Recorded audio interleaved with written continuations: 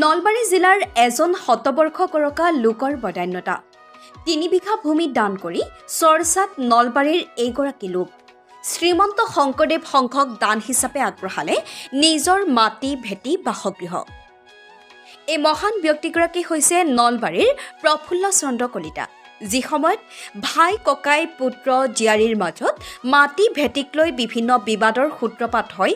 তেনে সময়ত নলবাৰীৰ প্ৰফুল্ল চন্দ্ৰ কলিতাই নিজৰ গুৰুত্বপূৰ্ণ ভূমি ভাৰতবৰ্ষৰ সুবৃহৎ গণতান্ত্ৰিক অনুষ্ঠান শ্ৰীমন্ত শংকৰদেৱ সংঘলৈ দান হিচাপে আগবঢ়াই লাল বাহাদুৰ মম জিলা শাখাৰ অন্তৰ্গত পূব নলবাৰী আঞ্চলিক শাখা আৰু তেখেতৰ নিজ প্ৰাথমিক শাখাক তেখেতৰ নিজ বাসগৃহকে ধৰি প্ৰায় ৩ বিঘা মাটি দান কৰে। 1924 চনত নলবাৰীৰ ননৈত জন্মগ্ৰহণ কৰা প্ৰফুল্ল চন্দ্ৰ কলিতাদেৱে 1948 চনত ভাৰতীয় ৰেল বিভাগত চাকৰি কৰি 1984ত অৱসৰ গ্ৰহণ কৰে।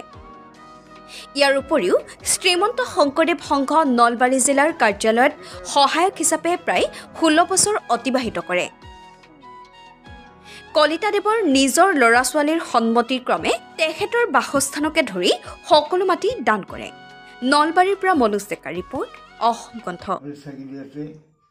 আপোনাৰ 3 বিঘা 19 মই প্ৰাথমিক দিলোঁ। আপোনাৰ 1 কঠা 7 কঠা মাটি কৃষ্ণ সূৰ্য প্ৰাথমিক খুলি দিলোঁ ইয়াত নলবাৰী গাঁৱতে। তাৰপিছত গৈ পেলাই মই মোৰ ওপৰত নানান ৰকম ষড়যন্ত্ৰ চলিছে গাঁৱৰ মানুহ। বাকী বহুত কথা আছে, এইবিলাক ক'বলৈ গ'লে বহুত দীঘলীয়া হয়, দীঘলীয়া নালাগে। মই বহুত চিন্তা কৰিলোঁ, পিতৃ সম্পত্তি মই বহুতখিনি কষ্ট কৰিছোঁ। এইখিনি মাটি ধাৰত পৰি আছিলে।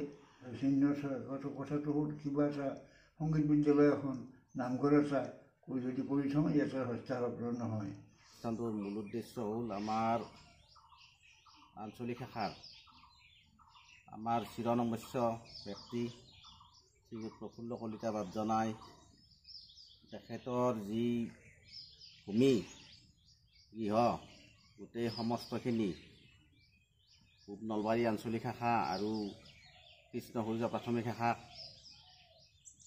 দান দি যি মহানুভৱতাৰ পৰিচয় দিলে, সেই সুযোগতে আমি বাপজনাক আমাৰ আঞ্চলিক শাখাৰ তৰফৰ পৰা মই সম্পাদক হিচাপে সমস্ত আঞ্চলিক শাখাৰ হৈ আমি বাপজনাক কৃতজ্ঞতা জনাইছোঁ।